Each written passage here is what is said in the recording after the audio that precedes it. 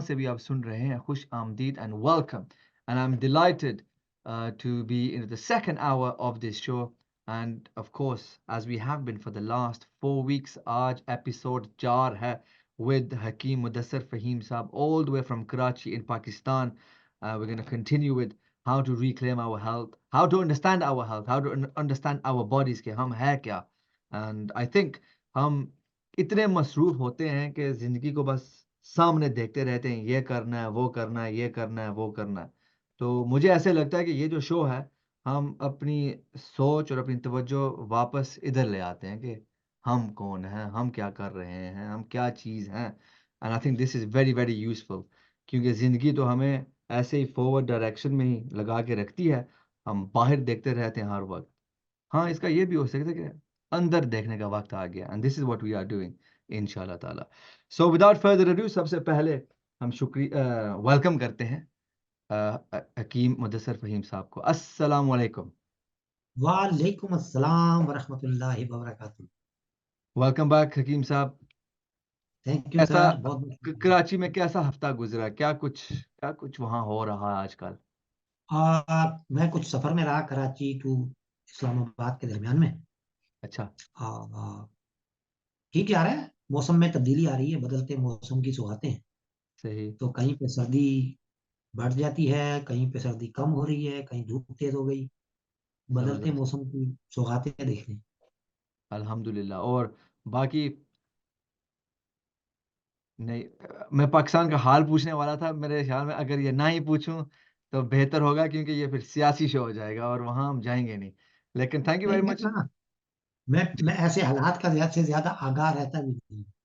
सही है. I think आजकल बेहतर यही है, जी. अपने स्ट्रेस लेवल्स को कंट्रोल करने के लिए या डिप्रेशन से दूर बचने के लिए, क्योंकि मुझे यही लगता है कि इतनी ज़्यादा स्ट्रेसेस हैं दुनिया पे और सब पे असर हुआ है. अगर आप फॉलो कर रहे हैं, आप स्ट्रेस और डिप्रेशन में ही जाएंगे.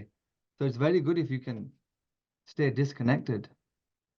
या. लेकिन मुश्किल भी होता है कभी-कभी. अगर आप एक्टिविस्ट लोग हैं Hakim Sahab, activist, social activist, political activist, uh, या आप कम्युनिटी में काम करते हैं, then it's a little bit difficult. आप वो आपका ज़हन जो है ना, वो वहाँ अपनी तवज्जो ले जाता है कि क्या कुछ हो रहा है, मैं सुनूं, देखूं. लेकिन it is very stressful.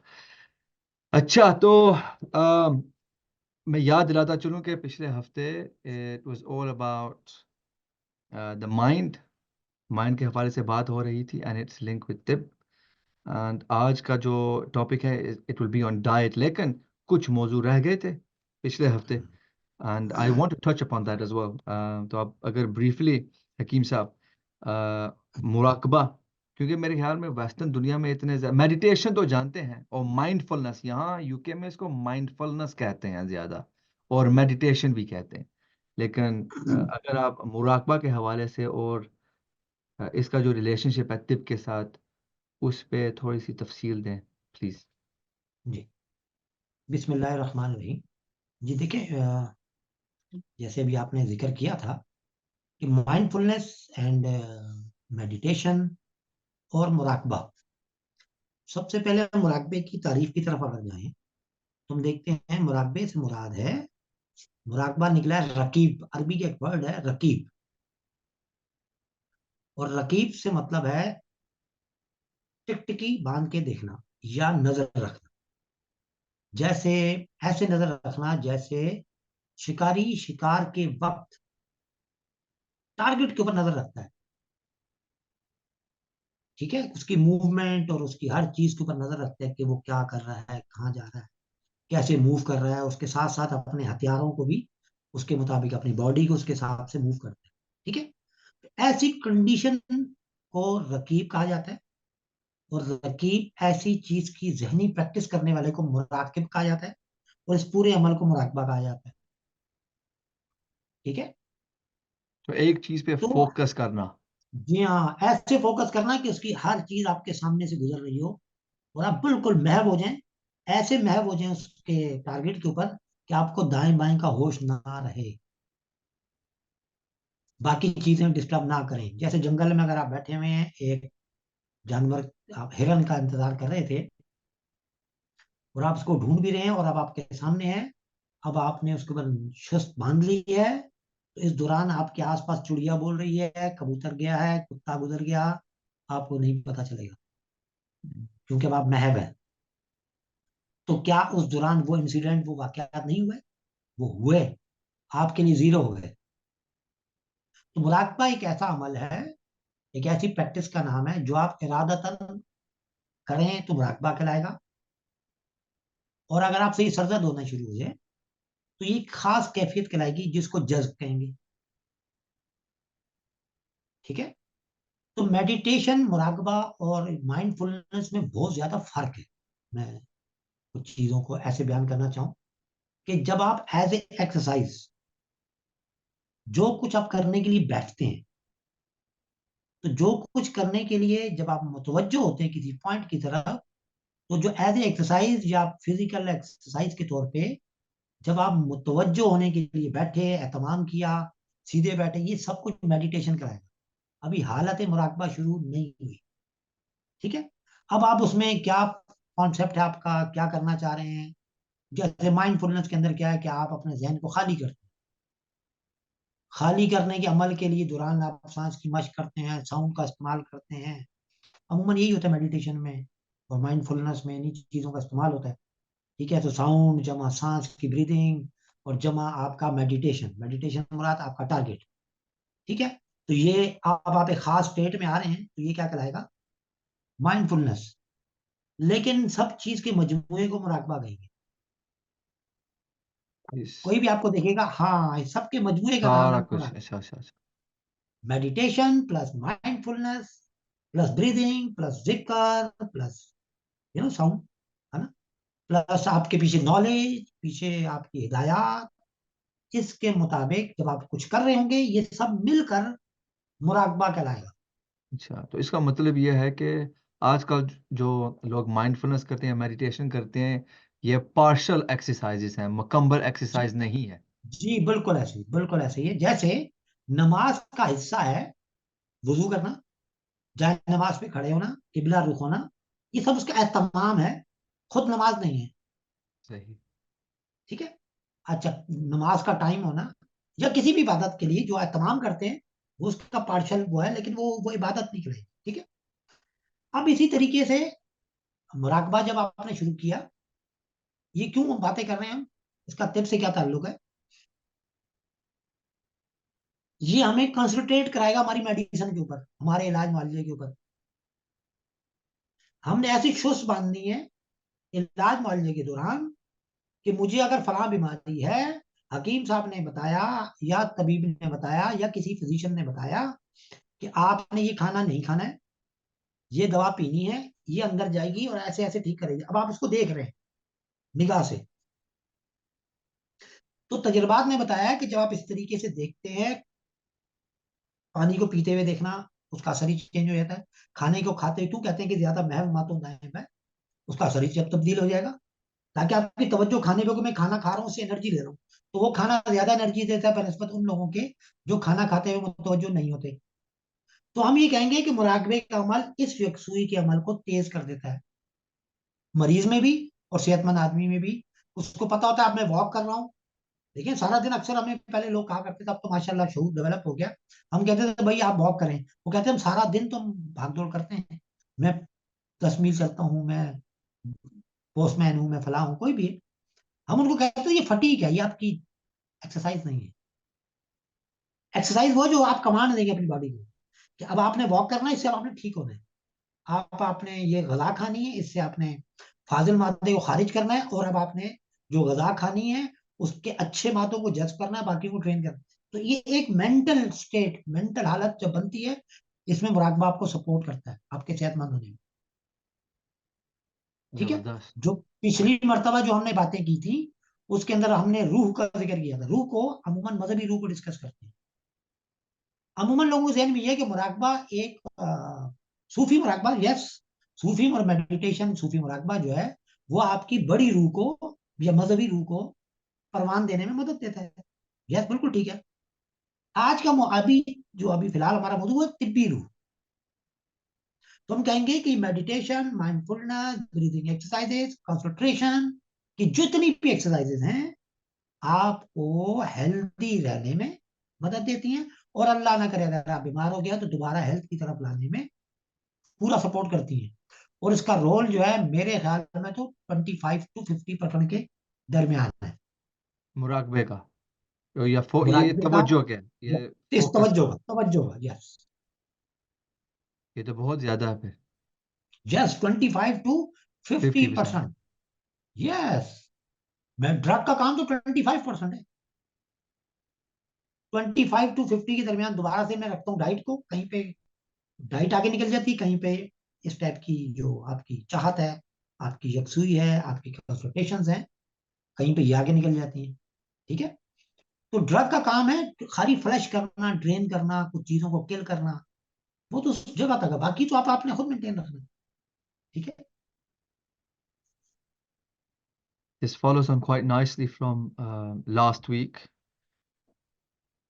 And just to summarize this in English for our English audience or English speaking audience, uh, nonetheless, is that the power of involving the mind in your daily activities is really crucial. Crucial. I like the example that Hakim Saab gave, that if someone's walking and they're just like they've done 10,000 steps, but they've not really focused on their walking and they've not done the mind, इसको आजकल की ज़बान में mind body connection कहते हैं. So I think this is uh, we're moving towards understanding this mind body connection, क्योंकि जब हम जिम में जाते हैं and some of the trainers वो कहते हैं जब आप वेट लिफ्टिंग करते हो तो आप विजुअलाइज करो कि कौन सा मसल को आप स्ट्रेच कर रहे हैं वगैरह. So बिल्कुल ऐसे। this sort of thing happens already. But Hakim Saab is saying that it's fundamental. It's really important. You don't need to just go to the gym to do this. You have to be mindful of everything that you're doing at all times. Like be aware. It's like your hands or your feet or your legs. Although you are on based around the same skeleton, ऐसे है कि that they are their own little entities themselves. Like they're separate but they're connected. So you have to communicate with these parts. And in Tib, it's when you're having the medication that you can actually visualize and feel that the medication that you're taking is going in, or the food that you're eating, you're going in, and you're just becoming much more aware of it. तो हकीम साहब मेरा सवाल है कि इसका फायदा क्या है फिर ये सारा हम महसूस करेंगे माइंड माइंड को या तवज्जो को शार्पन करेंगे तो इसका फायदा क्या है. What is the overall benefit of all of this, क्योंकि लोग तो वैसे लगे रहते हैं लेकिन इसका क्यों फायदा, इतनी एफर्ट क्यों डालें जब चल रही है, दवाइयां काम कर देती हैं, मोर और लेस. तो what is the purpose of this, फायदा ठीक क्या है. है। इसका फायदा अगर आपको याद हो, हमने पिछली निशिस्त में हमने नया सुनने वालों के लिए दोबारा रिपीट मुख्तसरन कर देते हैं कि बॉडी के अंदर जहाँ मुख्तलिफ चीजें पाई जाती हैं, उनके ऑर्गन, हर ऑर्गन जो है, जो मेन ऑर्गन है, दिल, दिमाग, जिगर और तिहार, स्प्लीन, ये मिलके अपनी खास किस्म की गैसेस भी प्रोड्यूस करती हैं। गंदी गैसेस जिनसे हम अक्सर वाकई में कार्बनिक एसिड तो फला फला सब कुछ है ना, लेकिन कुछ गैसेस बड़ी लाइटेस्ट फॉर्म में होती है, वो गैस से अगला दर्जा है। जब वो गैस हालत में होती है उसको हम रीह कहते हैं। अरबी पुराना लफ्ज है रीह, कुरान में भी इसका जिक्र रियाहीन माइन है ना, हवा। लेकिन जब वो उससे और लतीफ हालत में हो जाती है, प्योर हो जाती है गैसेस, तो वो रूह कहलाती है। ठीक है। मैं इसमें जो अर्ज करने की बात थी वो ये थी कि यहाँ पे रूह से मुराद है हवा की तरह लतीफ अज्जा। इससे मुराद अभी हमारी वो रूह नहीं जिसको मजहबी रूह कहें, या वो रूह जिसने अल्लाह को देखा या अल्लाह को देखना है, इससे वो मुराद अभी नहीं।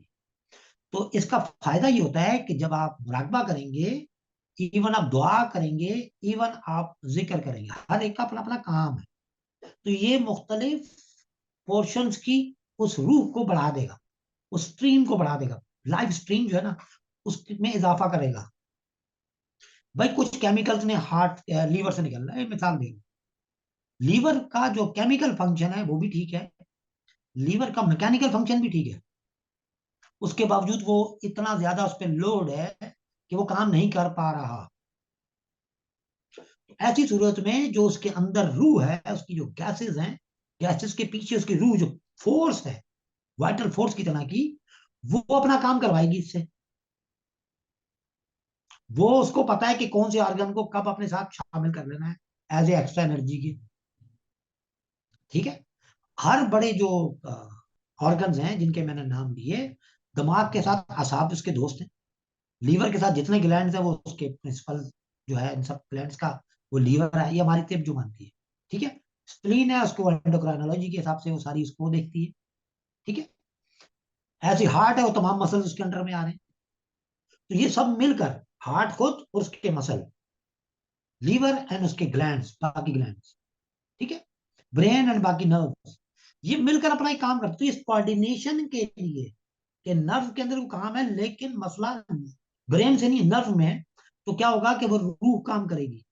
वो रूह का जखीरा किससे बढ़ेगा? आपके मेडिटेशन करने से, मुराकबा करने से। आप समझ रहे हैं?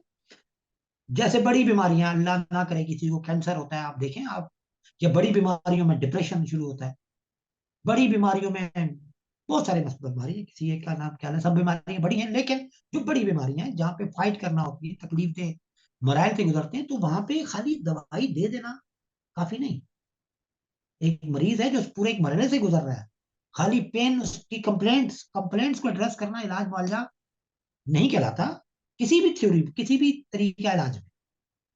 और वो कभी भी कोई भी ये नहीं कहता कि जी मुकम्मल इलाज है ये टैबलेट खाना। टैबलेट आपकी कंप्लेंट को दूर कर रहा है, मर्ज को दूर नहीं कर रहा। ठीक है। तो कोई दवाएं आपकी कंप्लेंट की, कुछ आप दवाएं आपकी मर्ज की। तो जब मर्ज की इलाज की तरफ बढ़ते हैं तो हर टूल इस्तेमाल करते हैं। टिप के अंदर क्या टूल है? पानी पीना, खाना खाना, दवाई, हवा, सोना जागना, सब कुछ इकट्ठा इन्वॉल्व होता है। जब मैं आपको करेक्ट करूंगा तो मैं आपकी हर चीज करेक्ट करूंगा। मैं आपसे ये नहीं कहूंगा आप खाली एक पैनाडोल ले लें या कोई भी आप ऐसी दवा ले लें जो आपके बुखार के लिए, आपके बुखार के होने को खत्म कर दे, क्योंकि उसके पीछे जो इन्फ्लेमेशन हो रही है उसको मैं नहीं रोकूंगा। देखिए ना, इन्फ्लेमेशन है ना, कोई कोई इंजरी हुई, सेल इंजरी हुई, राइकोडेनिक एसिड निकला, उसने उसके निकलने से इन्फ्लेमेशन शुरू होगी ना। अब वो निकले जा रहा है, निकले जा रहा है, मैं पैनाडोल खा के खाली उसकी वजह से होने वाली अ, वाले खाली फीवर को, हीट को मैं खाली कम कर रहा हूँ, दैट्स इट। मैं बाकी आगे जा ही नहीं रहा। तो एक वक्त आएगा कि वो छोटी सी इन्फ्लेमेशन बढ़ के इरिवर्सिबल हो जाएगी, वो सेल को नेक्रोसिस पैदा करेगी, परमानेंट डेथ होगी। और परमानेंट डेथ की वजह से क्या होगा? वो बीमारी बड़ी हो जाएगी, या वो कैंसर कहलाएगा, या ऐसी बीमारियां एड्स वेड्स टाइप की, या वो बीमारियां जिसको हम इरिवर्सिबल कहते हैं, अल्लाह ना करे। और जब ऐसी हालत में जब हमारे पास लोग आते हैं, तो हम फिर खाली एक दवा से नहीं चलते ना, हम फिर अपने इलाज के लिए हर टूल इस्तेमाल करते हैं, बिल्कुल ऐसे ही जैसे कोई भी डॉक्टर, कोई भी मालिक किसी भी फील्ड का अपना हर टूल इस्तेमाल करेगा, या कौन सा करेगा ये उसको पता है। जैसे डॉक्टर जब सर्जरी करता है तो सिर्फ सर्जरी तो नहीं करता, मेडिसिन भी देते हैं। सर्जरी की मेडिसिन अलग है, बीमारी की अलग है, सर्जरी के बाद पोस्ट सर्जरी जो ट्रीटमेंट है वो अलग है ना। तो वो सारे टूल यूज कर रहा होता है, फिर वो बेड इस्तेमाल कर रहा है, फिर हॉस्पिटल का माहौल इस्तेमाल कर रहा है, ऑक्सीजन है, नर्सेज हैं, वो हर किस्म का टूल इस्तेमाल कर रहे हैं। इसी तरीके से हम लोग भी हर किस्म का टूल इस्तेमाल करेंगे या करते हैं। तो इसका सही। फायदा क्या हुआ? मुराकबा या स्टेप की किसी भी क्या कहना चाहिए, पैरा नॉर्मल एक्टिविटी करने की कोशिश करना, वो आपको, आपकी रूह को ताकतवर करता है। मुख्तलिफ जो रूह हैं आपकी, तीन चार अरवाह जिसको हम कहते हैं, वो आपके अंदर मुख्तलिफ फोर्सेज हैं, वाइटल फोर्सेज की फॉर्म में, ये सब मिलकर वाइटल फोर्स बनाती है। तो ये आपको जिंदा रखती है, लाइव स्ट्रीम बनाती है आपकी। ठीक है। वो जाके कनेक्ट होता है, उसका करंट जाके वो बड़ी रूह से मिलता है जो मजहबी रूह है, या जिसने जन्नत दोजख में जाना। वाह, अमेजिंग, अल्हम्दुलिल्लाह। लेकिन ये अल्हम्दुलिल्लाह। नई बात सबसे ज्यादा इंटरेस्टिंग ये है कि हर ऑर्गन की अपने गैसेस हैं जिनको हम रूह कहते हैं, एंड दे हैव जी। Their own life force. This is really interesting concept for all of our listeners. And mindfulness, या वो जो रकीब होना, this focus, there's power in being attentive towards your own body, and is that attention. And मेरे ख्याल में आपसे, आपकी बातों से ये मुझे पता लगा, बस जो अटेंटिव हो वही वो जो एक्सपीरियंस से गुजरता है वही बता सकता है, समझा सकता है कि उसके फायदे क्या है. बिल्कुल ऐसे ही है। जो जो जो अटेंटिव हैं टुवर्ड्स देयर बॉडी और कनेक्टेड हैं अपने अपने आप के साथ, जी अपने हाँ, अंदर जो बिल्कुल अपने अंदर जो रूहें हैं उनसे मुराकबा जो है वो उनसे कनेक्ट करवाता है आपको। एंड बिल्कुल वो ऐसा। वही बता सकता है जो कनेक्टेड है कि उसकी ज़िंदगी और उसके ख़्यालात कैसे चल रहे हैं। मेरे ख़्याल में थोड़े से फास्टर सेंसेस होंगे, a lot more aware, a lot more yes, focused. तो अगर बिल्कुल। आप ऐसे हैं तो you you will be living beyond fatigue. Fatigue होता है ना, थके हुए बस यार कुछ होता नहीं है। लेकिन if you are totally attentive you going to be awake, you going to be alive. लेकिन जब सोने का टाइम आए आप सो जाएं, रिचार्ज होके फिर दोबारा उठ जाएं। सो आई या think this is how I am understanding some of the things that Hakim Sahab is saying and I am just summarising them and he seems to be agreeing with me. Hakim Sahab वो agree कर रहे हैं कि जो मेरा analysis है या मेरी समरी है। मैं बिल्कुल आपसे एग्री कर रहा हूँ। आपने बहुत अच्छा उसको समअप किया। आपने जिस तरह उसको एक्सप्लेन किया, अपने सुनने वालों को उनके जहन के मुताबिक आप बहुत अच्छा एक्सप्लेन करते हैं। और आपने बहुत अच्छा एक्सप्लेन किया। बाकी माशाल्लाह हमारे सुनने वाले तो वहीं वैसे भी जहीन लोग हैं, तो वो खुद भी बहुत अल्हम्दुलिल्लाह, अच्छा समझते बिल्कुल हैं, बिल्कुल। अल्हम्दुलिल्लाह। चौधरी जहांगीर अशरफ साहब फ्रॉम धम्मा हमारा साथ दे रहे हैं माशाल्लाह। खुशामदी, अस्सलाम वालेकुम, आपका बहुत शुक्रिया। उससे पहले जफर अब्बास साहब ने फ्लैश किया था ब्रैडफोर्ड से, आपका भी बहुत बहुत शुक्रिया। एक टेक्स्ट आया है फ्रॉम, अपना नाम तो नहीं बताया बट नेम एंडिंग 851। उससे पहले रशीद साहब फ्रॉम हाई हिल्स, वो भी हमारा साथ दे रहे हैं, वो भी सलाम पेश कर रहे हैं। खुशामदी, अस्सलाम वालेकुम रशीद साहब। वालेकुम अस्सलाम। अच्छा, सलाम। Please can you ask Hakim about strokes? My हाँ, mum has had a stroke and has lost her speech. What treatment can I do for her at home? Also, her right side is weak, especially her right hand. तो किसी की वालदा साहिबा को stroke हुआ है और वो ज़ुबान से बोल नहीं पा रही सही तरह से, और उनकी जो दाएं साइड है, राइट साइड, इट्स वो वीक हो गई है। वीक होगी, स्पेशली उनका जो दायां हाथ है। इसी पे जो जो टॉपिक है आज का वो डाइट है, तो क्या हम इसको डाइट से हाँ, मेरा डील कर ख्याल में सकते हैं कि यही। नहीं? लेकिन आप इसका जवाब दे सकते हैं, लेकिन फिर हम डाइट की तरफ चलते हैं कि तिब में डाइट क्यों अच्छा, हम जरूरी ये कहेंगे अगर ये जो इनकी वालदा मोहतरमा है अम्मा जान को जो स्ट्रोक हुआ, अमूमन ये होता है कि लेफ्ट साइड पे स्ट्रोक होता है तो उसका सर राइट साइड पे आता है, क्योंकि नर्व जो है वो क्रॉस में जा रहा है। ठीक है। या मतलब स्ट्रोक से मतलब ये हुआ किसी किस्म की भी ब्लॉकेज ब्रेन में हुई और ये स्ट्रोक हो गया। जो साइड डैमेज हुई अमूमन वो लेफ्ट साइड होती है और उसके राइट साइड पे, तो ये बहुत कॉमन है आजकल। क्या ये रिवर्सेबल है? देखा जाएगा कितना लेट किया है। बिल्कुल रिवर्सेबल है घर में रहते हुए। अगर इनकी लेफ्ट साइड है तो मुझे चाहिए होगी थोड़ी सी हिस्ट्री इनकी।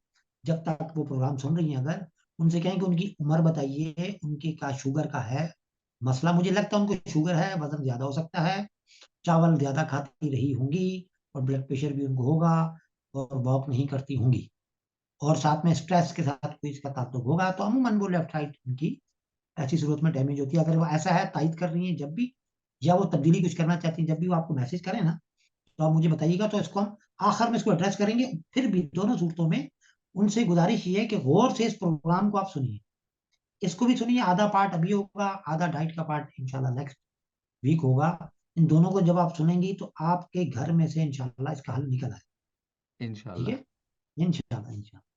Say. So I hope 851 you gathered that. So just if you want to send a bit of information in terms of her age and what her diet has consisted of and if she has sugar, um, or any other information. यही Hakeem साहब. या जो जो जो बता That's सकते हैं, enough. Blood pressure की And हैबिट्स और by the जो। end of the show, he'll be able to have a better idea of, her physical makeup and historical issues with the health, and then he'll be able to better diagnose in that way. But yeah, but अब advert का वक्त आ गया, लेकिन जब वापस आएंगे we shall be talking about the importance of diet, about food, और brief introduction दे दें। जब हम डाइट न्यूट्रिशन तिब में इसका जिक्र करते हैं, इसका क्या मतलब है? हम अगले आधे घंटे में किस चीज़ पर मुख्तसर डिस्कशन तरीन। करेंगे? जी, अभी अभी बात करनी है या वक्फे के नहीं, बाद? अभी बस 10 सेकंड में जो है ना इसको बस समरी दें, फिर एडवर्ट पेट में की तरफ गजा का चलना। नजरिया जो है ना वो बड़ा अहम है। सेहत की हिफाजत, मुख्तलिफ बीमारियों का इलाज फराम करने में मदद फराम करना। तिब की बुनियादी उसूलों में गजा का वही तस्वर है जो जो इंसानी बॉडी के जौहर का है, उसका ख्याल रखते हैं। खून, बलगम, सफरा, सोदा, उसके बैलेंस को मेंटेन रखना। इसको गजा के जरिए हम बैलेंस रखेंगे। इसको समझेंगे कि कौन सी गजा से कौन सी चीज बढ़ेगी, कौन सी कम होगी। ये हम इस पे आज डिस्कस करेंगे। सही है। चलें ठीक है। Samin, it's time for the adverts. Do not go anywhere. The last half an hour is going to be really interesting because we're going to be talking about diet and nutrition and how to maintain balance in our body. So we're going to be looking at the four humors, the temperaments and the energy and the power within food and nutrition and how that impacts our body. And I'm also looking forward to maybe talking about how food can be used to heal. What type of food can heal the body? And I think that's what we're going to be looking at, inshallah.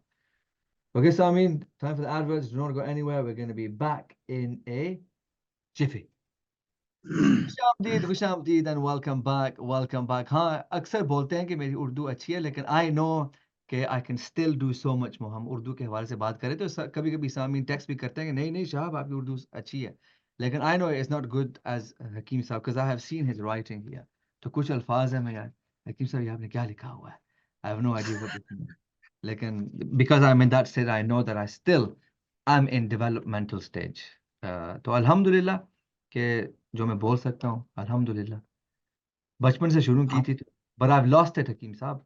ऐसे हुआ है कि क्योंकि अगर आप इधर रहते हैं तो आपको इतना बोलने का मौका नहीं मिलता, मौका नहीं मिलता। उसकी वजह से आई know that my Urdu has weekend. लेकिन मैं लगा हाँ, रहता हूँ रेडियो पे आता है या बच्चों के साथ या कोई पाकिस्तान से जो आए हुए होते हैं कुछ दोस्त यार या कोई भी, तो उनसे उर्दू में बात हो जाती है अल्हम्दुलिल्लाह। ऐसे लेकिन मुझे खुद ऐसे महसूस होता है कि क्योंकि मैं इतना बोलता नहीं हूँ, इंग्लिश ज़्यादा बोलते हैं तो इंग्लिश में वो कमी फील नहीं होती। ऐसे ही है। लेकिन इंग्लिश में भी हम ज़्यादा अभी और कुछ अल्फाज सीख सकते हैं, लेकिन उर्दू में कुछ ऐसा है कि I know that I still need to continue improving, but thank you very much for बिल्कुल द ऐसे काइंड ही है। वर्ड्स। आपने तारीफ की। आप उर्दू के उसी दोराहे पे खड़े हैं जहाँ हम लोग इंग्लिश के दोराहे पे खड़े होते हैं। सही ऐसे ही है। तो हमारी प्रैक्टिस में मैं तो होगा कि उर्दू की हमारा कोशिश कर रहा हूँ हकीम साहब, लेकिन आप इंग्लिश की इतनी कोशिश नहीं कर रहे। नहीं, मैं इंशाल्लाह मुनासिब वक्त पे इंशाल्लाह बवक्त जरूरत में लुकमा दूंगा आपको इंग्लिश में। बेफिक्र इंशाल्लाह रहें। इंशाल्लाह इंशाल्लाह वो आप अमूल इतनी अमूल। खूबी से, आप इतने अच्छे तरीके से आप इसको आ, बयान कर रहे हैं, तो मेरी जरूरत पड़ ही नहीं रही है असल में, कि मैं सही इसको है, लेकिन सिंप्लीफाई करने के चक्कर में लग जाऊं। आपकी जो इंग्लिश है ना वो भी हम चेक करेंगे वेरी नहीं, मुझे वेरी सून आजमाइश एज में ना डालें कभी। ऐसा ऐसा ना करें तो ज्यादा अच्छा है कि मुझे आजमाइश में मत डालिए। वेल। इतना नहीं डालूंगा। अच्छा। अच्छा हकीम साहब, जो फिर हाँ न्यूट्रिशन की तरफ चलते हैं, फिर जो न्यूट्रिशन और डाइट इसका क्या इम्पोर्टेंस है तिब में, जो गज़ा हम खाते हैं जी हाँ। इसका क्या मतलब है? देखिए, हम ये क्या कहेंगे कि अ, अगर गहराई में जाके कहें तो इंसान जो कुछ भी है वो क्या है? वो उस गजा का नतीजा है जो उस बच्चे के माँ और बाप ने खाई। किसी भी किस्म का जानदार, किसी भी किस्म का जानवर, किसी किस्म का भी हैवान, इवन नबातात और बाकी मखलूकात भी, वो जो कुछ भी हैं, वो दरअसल अब वो किस चीज का बाय प्रोडक्ट है? अपनी गजा का। वो जो कुछ भी हैं अपनी गजा की वजह से। अगर आज हमारी हमारी नस्लें पानी के अंदर जाकर रहने लग जाएं तो वो मछली की तरह हो जाएंगी।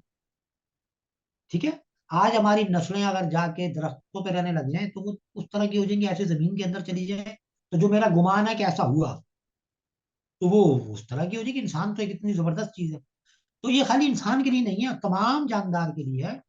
गजा एक ऐसी चीज है जो आपके सेल्स को बनाती है। सेल से टिश्यूज बनते हैं, टिश्यूज से सारी चीजें आगे इंसानी बॉडी स्ट्रक्चर बनता है, और फिर ऑर्गन्स बनते हैं। जब ऑर्गन बनते हैं तो उस ऑर्गन के साइज और हेल्थ के ऊपर मुनहसर है कि आपका मजाज, आपकी सेहत, आपकी पर्सनैलिटी, आपकी जिंदगी कैसी होगी, कितनी होगी, और किस किस्म की बीमारियों से फेस करेंगे। मसलन एक बच्चा जिसकी की माँ को दौरान हमल ब्लड प्रेशर आएगा। ठीक है। तो हम ये देखते हैं कि ऐसे बच्चों की माँ, ऐसे माओ की बच्चे ऑक्सीजन की कमी के मसाइल का शिकार होते हैं। उसका असर उनके फेफड़ों में भी आ सकता है, दिमाग पे भी आ सकता है। दिमाग पे आता है तो ऐसे बच्चों को कहते हैं सेरिब्रल पाल्सी हो गई, सीपी चाइल्ड है, ज़ईफ हैं, कमजोर हैं। है ना। हालांकि उनको बाकी गजा सही मिली, लेकिन माँ को वो गजा नहीं मिली जो उस दौरान उसको चाहिए थी। उसने उसका बीपीआई किया, गलत गजा ने, या गजा गलत माहौल ने।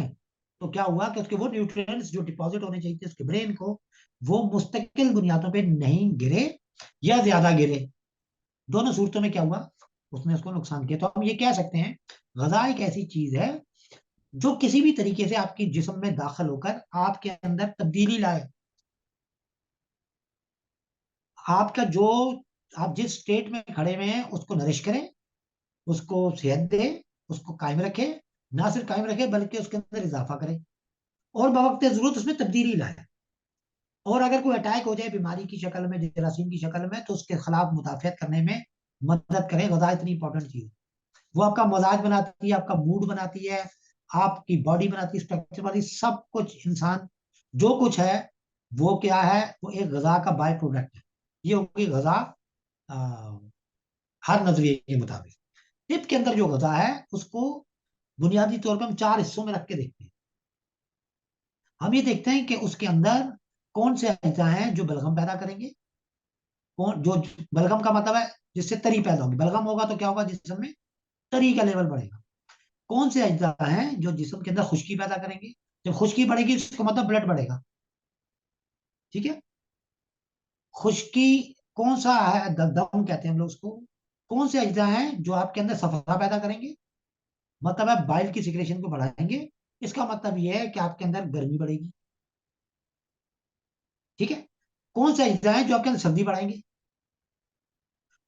तो इसको मद्देनजर रखते हुए हम गजा को बंद करते हैं या खिलवाते हैं। उनको या तो तजवीज करेंगे कि भाई आपके अंदर इन इन अलामतों से पता लग रहा है, आपकी जहनी हालत, आपकी फिजिकल हालत, आपको टच करने से, आपका पल्स रेट से, हर चीज ने बताया हमें कि आपके अंदर इन बुनियादी अज्जा के अंदर रद्द करने की जरूरत है। लेकिन एक तबीब सिर्फ ये नहीं देखता। ये बहुत हम बुनियादी बात कर रहे हैं, इसलिए बात कर रहे हैं ताकि हमारे सुनने वालों को फायदा हो, कि अगर वो सिर्फ चार किस्म की गजाओं को समझ लें, उनकी जिंदगी में बहुत सारी तब्दीली आ सकती है। ठीक है।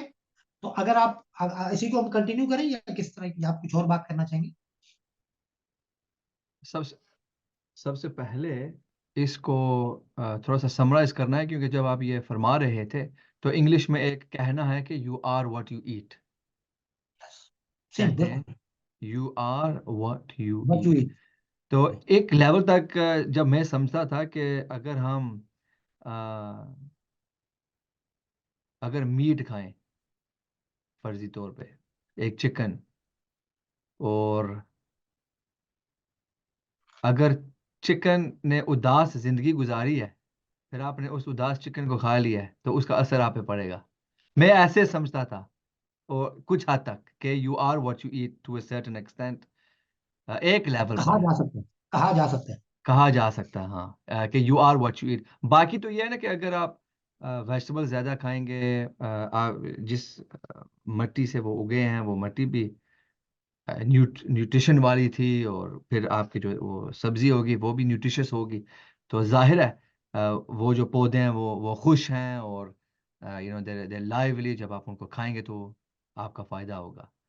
So it's again going back to this connection of what we're eating. लेकिन हकीम साहब ने ये भी फरमाया कि that when we eat it produces cells in our body that usually give us energy. हमें यही सिखाया जाता है कि जब हम खाते हैं तो उससे तवानाई आती है, ग़ज़ा से जी। तवानाई आती है। और बाकी ये है कि उसके साथ हीलिंग भी, यू कैन होती है। हील विद फूड, ये भी होती है। ये अक्सर लोग नहीं जानते कि food is good for healing at the जी सेम टाइम। बिल्कुल, अरे प्रिवेंट करती है आपकी आपकी बीमारी को प्रिवेंट करेगी, आपको हील करेगी और रिवर्स करेगी आप। So eating the right foods can yes. reverse या diseases and bodily problems. बिल्कुल ऐसे ही। तो अगर तो हम अब थोड़ा सा आगे जाएं तो इसी आ, को कंटिन्यू करें। इसी को कंटिन्यू कर सकते हैं, लेकिन कुछ लिस्ट थी हमारे साथ के जो न्यूट्रिशन एंड डाइटरी गाइडलाइंस यहाँ हमारी लिस्ट में भी थी, और यहाँ भी, और वेस्टर्न दुनिया में, मगरबी दुनिया में ये प्रॉब्लम है ओबेसिटी की, ओवरवेट, बहुत जी खाते हाँ। हैं, जी हाँ। ज़्यादा एनर्जी स्टोर हो गई है। तो जी और हाँ। स्टमक प्रॉब्लम्स यहाँ बहुत ज़्यादा है। ठीक है। विटामिन डिफिशिएंसीज यहाँ बहुत ज्यादा है। ठीक है। तो इनके हवाले से थोड़ी सी इंफॉर्मेशन अगर आप दे सकते हैं तो, जी। और गजा अच्छा कैसे इस्तेमाल करें इनके लिए। जी हाँ। देखिए हम ये कहेंगे कि जहां पे जब एक तबीब, मतलब तिब का प्रैक्टिशनर को क्या कहते हैं, तबीब। ठीक है, जब तबीब किसी गजा की तरफ जब तंग करता है ना, जब गौर करता है, जब आपको डाइट क्या बतानी है, तो ये समझे कि अहम पार्ट है उसके इलाज। दवा भी जमा उसके साथ एसोसिएटेड है, उसकी मुतलका गजा। इवन हमारी तिब की कोई दवाएं हैं कि वो ये देखा जाता है किस चीज के साथ खिलाई जा रही है, दवा के साथ खाना क्या खिला रहा है, वो मिल के केमिस्ट्री बनाई गई है, जो भी केमिकल रिएक्शन करेगी और हमारे हिसाब से जो भी मिल के मजाज बनाएगी। तो हम ये देखते हैं कि जब एक हकीम या तबीब एक इलाज बताएगा तो मौसमी तब्दीलियों को भी ध्यान में रखेगा। ठीक है, वो गजा की ताजगी को देखेगा, उसके अतदाल को देखेगा कि क्या वो अतदाल वाली गजाएं हैं कि नहीं है, क्या वो ताज़ा हैं, वो आपको सजेस्ट करेगा, है ना। अच्छा, वो जब जो भी खुसूसियात देखेगा ना, वो जब तबीब देखेगा तो वो ये देखेगा क्या इस गजा के अंदर कितना परसेंट गर्मी के अज्जा ज्यादा है, कितने परसेंट तरी के अज्जा है, कितने परसेंट खुश्की के अज्जा है, कितने परसेंट सर्दी के अज्जा। गजा भी जैसे इंसान का मजाज कभी मुनफरिद नहीं होता, कोई ये नहीं कह सकता कि मेरा मजाज सिर्फ गर्म है। एक तबीब होगा तो कहेगा गर्म में कौन सा गर्म, गर्म और तर, गर्म और खुश्क, या तर और गर्म। ठीक है, तो ये बुनियादी तौर पे तीन तो मिलेंगे ही मिलेंगे। इसका मतलब ये तो गर्म से मुराद ये है, अगर पहले गर्म लगेगा तो समझे 75% उसका मजाज गर्म है और तर है 25%। अगर कहते हैं कि गर्म और खुश्क, अमूमन देखा जाता है गर्म और खुश्क में भी 50-50 तो कम से कम होता है जब वो सामने आता है वो मजाज। ऐसे ही तर और गर्म का मतलब होगा कि तरी ज्यादा 75%, तो अभी गर्मी बाकी है। तो इन बातों का मतलब ये होगा। ठीक है, तो अगर हम गजा की तरफ जाए, मोटापे के हिसाब से आपने बात की, इवन जब हम देखते हैं कुछ लोग वेट गेन भी करना चाहते हैं जिसके लिए जिम भी जाते हैं, अच्छा मसल गेन करना चाह रहे हैं, नहीं कर पा रहे, न्यूट्रिशन भी पूरा है, सब कुछ है, लेकिन मेल न्यूट्रिशन का शिकार क्यों हो रहे हैं? क्योंकि डाइजेशन नहीं है। हम जिन इलाकों में रहते हैं, जैसे हम फर्ज करें पाकिस्तान के सिंध के इलाकों में और पंजाब के इलाकों में, तो धूप हर वक्त विटामिन डी की डेफिशिएंसी होनी चाहिए आपके साल में। यहाँ पे, नहीं। यहाँ पे बहुत है। तो इसका मतलब है कि आप उस लम्हे पे जाना है, कि आप उस एब्जॉर्प्शन को समझना है कि वो क्या वजह है कि शहाब भाई को विटामिन डी एब्जॉर्ब हो रहा है, मुझे नहीं हो रहा। तो इसको जब इस तरफ मुतवज्जो होंगे तो हम लोग जब मुतवज्जो होंगे, हम लाइफ स्टाइल डिस्कस करेंगे। जो मॉडर्न साइंस है वो किसी और तरीके से देखेगी। हम उसको देखेंगे भाई ये कितनी देर धूप में रह रहे हैं, क्या वो ऐसी चीजें इरिटेंट तो यूज नहीं कर रहा जिससे वो गजा वहां पे डी को जज्ब नहीं होने देते। बहुत सारे न्यूट्रिएंट्स हैं, फर्ज करें विटामिन B12 एंड B6 है, वो मैदे के अंदर जाके पाइलोरस की जगह पे यहाँ पे एब्जॉर्ब होते हैं। किसी वजह से यहाँ सोजिश हो गई, झिल्ली में कोई अल्सरेशन हो गई, यहाँ पे एच पाइलोरी का इन्फेक्शन होते हैं गंदे पानी की वजह से, या बहुत ज्यादा कोलास एंड पेप्सीज एंड इस टाइप की चीजें लेते हैं, तो वहां पे मुस्तकिल खराश लेने की वजह से B12 एंड B6 अब एब्जॉर्ब नहीं हुआ, तो क्या हो रहा है बॉडी के अंदर, वीकनेस शुरू हो गई। ठीक है, और आप कह सकते हैं फॉलेट की कमी होनी शुरू होगी बॉडी में। शायद आप मॉडर्न प्रैक्टिशनर के पास जाएंगे तो वो कहेगा ये आप फोलिक एसिड की गोलियां लें, ये B12 की कॉम्प्लेक्स लें, कि पूरा एक कॉम्प्लेक्स आएगा वो ले लें। शायद हो सकता है मैं आपको डाइट बताऊं, मैं आपको बताऊं कि पालक और गाजर मिला के लें, साथ में गोश्त ऐसे लें, सूप ऐसे लें, यखनी ऐसे लें, न्यूट्रिएंट्स भी होते रहेंगे और मजीद इरिटेशन भी नहीं देगा, और आपकी बाकी लेवल्स को भी पूरा करेगा, है ना। तो हम ये देखेंगे गजा के लिए बहुत जरूरी चीज, आज को थोड़ा सा तवज्जो देंगे हम। सर्द गदा, पहले बल्कि रखें तर गदा, खुश्क गदा, गर्म गदा और सर्द गदा, ये चार गजा है। हमने पहले भी अर्ज की, जब इंसान के अंदर तरी बढ़ेगी तो अमूमन वो ये गजाएं खा रहे होते हैं। जैसे मुझे इन बहन का खतरा ये है कि उल्टी साइड में जिनको स्ट्रोक हुआ, स्ट्रोक जी। ठीक है, वो हो सकता, जरूरी नहीं है, हो सकता है बिल्कुल ऑपोजिट हो राइट साइड पे, ये भी हो सकता है ना। अगर वो ऐसी खातून थी जो बहुत ज्यादा लेसदार चीजें खाने वाली थी, उनकी बॉडी में वाटर रिटेन हुआ हुआ था, चावल खा रही थी, दूध, खीर, फिरनिया, लौकी, कद्दू, टिंडा, भिंडी, खीरा, दाल, माश टाइप की चीजें ज्यादा इस्तेमाल करने वाली थी, तो उनके अंदर क्या होगा, तरी बढ़ जाएगी बॉडी में, नॉर्मल से ऊपर चली जाएगी। तो ऐसी तरी क्या करती है, आपके बॉडी में वो पानी के को स्टोर करती है और निकलने नहीं देती।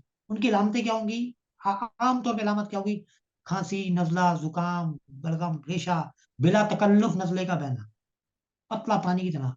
ऐसे जब यूरिन आएगा तो बहुत ज्यादा यूरिन की फ्रिक्वेंसी भी ज्यादा होगी और क्वांटिटी भी ज्यादा होगी, उसकी मिकदार भी बढ़ जाएगी, और उसकी वो भी बढ़ जाएगी, मिकदार भी, फ्रिक्वेंसी भी बढ़ जाएगी, अर्ज बढ़ जाएगा उसका, ठीक है। अगर वो स्टूल के मामले में जाएंगे तो वो गैर हजम शुदा गजा जो खाइए उसमें वो पाई जाएगी, स्टूल पतला, दस्त की तरह बार बार आना, ये सब का मतलब है आपके अंदर बलगम खत जो है वो बढ़ गया। तो मैं ऐसी सूरत में क्या करूंगा, अमूमन तभी बताएगा आपको कि भाई ये गजाएं बंद कर दे जिनका मैंने नाम लिया, दूध, कद्दू, तोरई, टिंडा, भिंडी, दाल में हर वो चीज जो फीकी है जायके में, लेसदार है, ठीक है, ऑयली टाइप की है, और पानी में जिसकी मिकदार, जिसमें पानी की बेस वाली दवाइयाँ और गजाएं हैं, उनको मैं बंद करवा दूंगा। और मैं चला जाऊंगा अगले मरहले पे जो थोड़ी सी ड्राई है।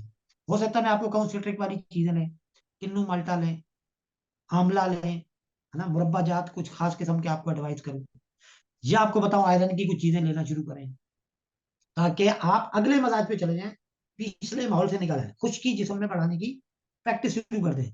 शायद मैं आपको मसाला जात में से आंवला बता दूं, शायद मैं आपको कलवंजी बता दूं, मैं बताऊं कि दालचीनी पी लिया करें, मैं बताऊंगा लौंग का कावा पी लिया करें, मैं बताऊंगा आप कॉफी पी लिया करें, चॉकलेट का इस्तेमाल करें, गोश्त ज्यादा खाया करें, ठीक है। ये हालत ड्राई करने सेहत वाली में, चीज है। जी अब ये ट्राई कर रही है किसको, बलगम को। अब आपने खाना खाया बल ट्राई, अब इसकी इसकी कॉम्प्लिकेशन शुरू होगी। अब वो कह रहे हैं कि जी मेरा ब्लड प्रेशर हाई है, मेरे अंदर पाइल्स की तकलीफ है, कब्ज की शदीद अलामतें हैं, मैं सुखड़ रहा हूँ, मेरे सर में दर्द है, इस टाइप की अलामतें शुरू की हैं, या और बहुत सारी अलामतें, ये तो मैं मोटी मोटी अलामतें बता रहा हूँ, बीमारियों में तो 1,000 अलामतें हैं। तो वो जब मैं डायग्नोज करूंगा तो मैं ये कहूंगा कि भाई अब आपको क्या करना है, अब आपको गर्म गजाओं की तरफ जाना है। मैं आपको कहूँ भाई चिकन खाएं, अंडा खाएं, कुछ चीजें आपको अदरक और इलायची का कावा मिक्स करके पिए, सौंफ का कावा बना के पिए, नमक को थोड़ी मुनासिब मिकदार में इस्तेमाल करें, फिजिकल एक्सरसाइज ज्यादा करें, खुश्क चीजें, ड्राई चीजें कम खाएं, है ना। तो मैं उसको गर्म चीजों की तरफ ले जाऊंगा। अगर अब इसके खाने से अलामतें बढ़ गई हैं, ब्लड प्रेशर हाई रहने लग गया है, वो बंदा जो है वो भी मोटा है, वो जो पहला वाला मरीज था तरी वाला वो भी मोटा था, और ये वाला भी मोटा होगा, गर्मी वाला भी। गर्मी वाला मोटा अमूमन खवातीन होती हैं, जिस्म उनका सख्त होता है, पिलपिला नहीं होता, और पिटिंग एडिमा इनको पाया जाता है अमूमन, हाँ, जब दबाएंगे तो खड्डा पड़ा रह जाएगा। तो ऐसी खवातीन ब्लड प्रेशर की मरीजा भी होंगी अमूमन 40-45 साल की उम्र में, इनके अंदर सबके अंदर क्या मोटापा, खास किस्म का सख्त वाला मोटापा होगा, ठीक है। इनको खास किस्म की अलामतें होंगी, बेचैनी, गरमाइश, हर चीज का ताल्लुक हरारत से होगा। अगर नजला है ना तो वो भी कम मिकदार में जल के थोड़ा थोड़ा होगा, पेट में तो क्रैम्प्स पड़ेंगे, पखाना थोड़ा होगा, बार बार होगा, यूरिनेशन की तरफ आएंगे तो बर्निंग मिक्चुरेशन, मैंने पहले भी अर्ज की, पेशाब जल जल के थोड़ा थोड़ा आएगा, मजाज में गुस्सा होगा। तो उसका मतलब क्या है कि अब गर्म गजाएं इनके अंदर बढ़ गई है। अब मैं इनको ले जाऊंगा आगे सर्द गजाओं की तरफ। सर्द गजाओं में मैं इनको कहूंगा भाई आप थोड़ा सा इसको ले लिया करें, कभी थोड़ी बहुत आप दही ले लें, थोड़ा आप पनीर लें, तो इस टाइप की गजाओं की तरफ मैं इनको रहनुमाई करूंगा। तो वो गजाएं अब सर्द हैं, ठीक है। एक तरफ तर्क ध्यान में रखें, एक तरफ सर्द रखें, लेकिन एक बात ये ध्यान में रखने की है, कभी सर्द अकेली सर्द नहीं होगी, सर्द के साथ तरी लाजमी होगी, या सर्द के साथ खुश्की लाजमी होगी, दोनों में से कोई एक चीज लाजमी होगी। जैसे सर्द जो है ना, बर्फ एक सर्द चीज है, लेकिन वो सर्द और खुश्क है, ठंडा पानी सर्द और तर है। दूध जो है अगर वो ठंडा है तो वो सर्द है, लेकिन साथ में तर है। घी जो है वो गर्म है और तर है। तो ये इस तरह की कंपोजिशन को समझते हुए, अगर आप समझते हैं कि आपकी बीमारियां उन दायरों में आ रही हैं, तो आप वो चीजें मत खाएं जो मैंने अभी लामात बताई हैं। उस दौरान आपको देखें, जैसे मैंने आपको अर्ज की, सर्दी के अंदर आप आइसक्रीम खा बैठे हैं और बाहर सर्दी चल रही है और आपको फीवर भी हो रहा है, बर्निंग थ्रॉट वगैरह सब कुछ हो रहा है आपको, तो भाई आपको क्या जरूरत है, आपको चावल खाने की, तुरई, टिंडा, भिंडी खाने की, जब रनिंग नोज भी है। अब आप ऐसी चीज खाएं जो ड्राई कर दे आपको, सिंपल। अच्छा, अब ड्राई हो गया सारा कुछ, बहुत ज्यादा मुंह खुश्क हो रहा है, धड़कन तेज हो गई है, बच्चा कमजोर है, डिप्रेशन में भी जा रहा है बार बार, तो उसको आप गर्म चीजें बताना शुरू करें। ठीक है। तो आज के दिन में ना मैं तो ये कहना चाहूंगा कि आपको कुछ मैं होम रेमेडीज के तौर पे कावाजात बता देता हूँ। गजा को आपने थोड़ा बहुत समझ लिया, लेकिन फुल इंफॉर्मेशन तो देने में तो बहुत ज्यादा टाइम लगेगा। सही। लेकिन आप इशारे जो दे दिए, अगर इसको गौर करेंगे इंशाल्लाह समझ में आएगा। कुछ और मटेरियल चाहिए होगा तो हमसे रब्ता कर लीजिएगा, हम आपको बताएंगे वो डिटेल। तो शॉर्ट टाइम में अगर हम ये कहें कि भाई, अगर आपके अंदर तरी बढ़ गई है, तो खुश्क कावा कौन सा होगा जो खुश्की और गर्मी पैदा करेगा? वो होगा 2 अदद लौंग, 3 इंच का टुकड़ा दालचीनी का, थोड़ी सी कलवंजी। इसमें से जो कुछ भी मिल जाए, जरूरी नहीं है, अगर कलवंजी नहीं मिल रही तो आप इंतजार कर रहे हैं कि कलवंजी मिलेगी तो कोई बात नहीं, तो आप उसमें ग्रीन टी की मिकदार बढ़ा देते हैं। 1 कप में 1.5 कप पानी में बॉईल करें, इतना रह जाए कि वो 1 कप रह जाए। एक अच्छी दवा तैयार है, वो आपको पेट के मामलात, आपके सुस्ती के मामलात, रनिंग नोज, जिस्म में दुखना, दर्द, शुगर की वजह से होने वाली कमजोरियां, हजरात की भी, खवातीन की भी, सुस्ती, जितनी भी सर्दी की अलामतें हैं, सर्दी और तरी की अलामतें हैं, ये इसको एकदम से एड्रेस करेगा और इसको काबू कर लेगा। तो इनका वक्त भी अब होता है आपकी हकीम बात साहब? सॉरी मैं ये, काट रहा हूँ, इनका वक्त भी होता है कि या सुबह इनको पिए या सोने से पहले या दिन को? देखिए ये इसलिए मैंने इसको कावा बताया कि ये सेफ है, किसी टाइम पे भी इस्तेमाल कर सकते हैं। किसी टाइम? अच्छा अच्छा अच्छा, सही। डिकॉक्शन की फॉर्म में इसलिए बताते हैं कि ये मेरा तरीका है, मैं खिलाने की कोशिश करता हूँ, ना खिलाना पड़े दवाई को, खिलाना ना पड़े, पी लिया जाए। उसके जो वाटर सॉल्युबल जो पार्ट्स है ना, हमने उस पर स्टडी की है ज्यादा, कि जो वाटर सॉल्युबल जितनी चीजें हैं वो उसके एक्सट्रैक्ट ले लिए जाए, उससे फायदा लिया जाए। ठीक है। तो लौंग दालचीनी का काम क्या हुआ? हर बहती हुई चीज को रोकने के लिए, दिल के कमजोर होने के लिए, सर्दी की लामतों के लिए, बुजदिली के लिए, डर खौफ डिप्रेशन के लिए, लौंग दालचीनी का हवा लंबा अरसा इस्तेमाल करेंगे, इस पे भी एड्रेस करेगा, आपको चुस्त भी करेगा, तवानाई भी करेगा, दलेर भी करेगा। ठीक हो गया। अब दूसरे मरहले पे आप आ जाए, खुश्की की अलामतें आपके अंदर बढ़ गई। जैसे खुश्की की अलामत में हार्ट के कार्डियोवैस्कुलर डिजीजेस बहुत ज्यादा हो गई। जैसे अपने पेट के अमराज में आपने जो फरमाया था कि इंग्लैंड के अंदर पेट के अमराज बहुत हैं, ये नहीं बताया कि पेट के कौन से अमराज। अगर पेट के वो अमराज हैं जिसमें मोशंस होते हैं, ठीक है, तो वो आप वो चीजें बंद कर दें, दूध वाली चीजें, और आप लौंग दालचीनी का कावा एक डोज लें, आपकी तबीयत बहुत ज्यादा आपके हाथ में आ जाएगी। 1 2 3 आप खुद डिसाइड कर लीजिए कितना लेना है। एक दिन में हम कहते हैं 2 कप बहुत होते हैं, 2 डोज काफी है। एक नाश्ते के बाद ले लें, एक शाम को चाय के वक्त में ले लें। ठीक है। या सही। यहाँ जो हम अगर आप टीवी एडवर्ट्स पर देखें ना, तो जो एडवर्टाइजमेंट होती है ना वो हमें बता देती है कि कॉमन एलिमेंट्स कौन है। तो जो पेट वाले होते हैं वो गैस के ज़्यादा होते हैं, वो पेट में दर्द और गैस, क्योंकि यहाँ गैस की दवाइयाँ जो है ना बहुत ज़्यादा एडवर्टाइज करते हैं, तो उससे फिर हम डिड्यूस कर सकते हैं कि पेट के अमराज काफ़ी लोग हैं इस मुल्क में। ठीक है। अच्छा देखिए, गैस के बारे में भी एक गलत फहमी ये है कि ये लोग ये समझते हैं गैस खाली उनकी एक ही वजह है। ये 3 4 किस्म की वजूहत होती हैं, मुख्तलिफ मल्टीपल इन्फेक्शन है ना। गैस क्या है? अंतड़ियों के अंदर खराश पैदा करना मुस्तकिल। कभी अदरक खा रहे हैं, कभी लहसुन, का ये इरिटेंट्स हैं, कभी फायदा करते हैं, नुकसान भी तो करते हैं। पुदीना नुकसान करता है, दूध भी तो नुकसान करता है। लोग समझते हैं खाली दूध एसिडिटी के लिए दूध पी रहे हैं, हमारे यहाँ ऐसा कुछ नहीं होता। ठीक है। हम कहते हैं दूध पीने से भी एसिडिटी होती है, दूध ना पीने से भी एसिडिटी होती है। ये तबीब डिफाइन करेगा। बहरहाल हम आगे कदम चलते हैं। खुश्की का इलाज। खुश्की के इलाज में कार्डियोवैस्कुलर डिजीजेज, जहाँ पे सुकेड़ वाले अमराज, जहाँ पे मरीज जो है वो पतला होता जा रहा है, कमजोर हो रहा है, रंग काला हो रहा है।